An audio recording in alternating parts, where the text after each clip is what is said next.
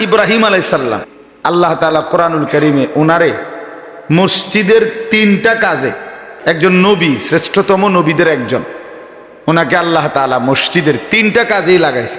কোরআনুল কারীমে আল্লাহ বলেন, ইন্নী জাইলুকা লিন-নাসি ইমাম, ইব্রাহিম আমি তোমাকে ইমাম বানালাম। আল্লাহ তাআলা বলছেন, ওয়াআযযিন ফিন-নাসি বিল-হজ্জ, ইব্রাহিম তুমি মানুষদের মধ্যে হজ্জের আযান দাও। আযিন আযান, এই তো মুয়াজ্জিন। তাহহির বাইতিয়া লিত-তাইফিনা ওয়াল কাইমিনা ওয়ার রুকআইস সুজুদ, ইব্রাহিম আমার ঘর কাবা তো তোমার দ্বারা বানাইলাম, এখন তুমি আমার এই ঘরটাকে আমার তাওয়াফকারী মানে হজ উমরায় যারা আসবে তাওয়াফ করবে তাদের জন্য এবং নামাজিদের জন্য পবিত্র রাখো।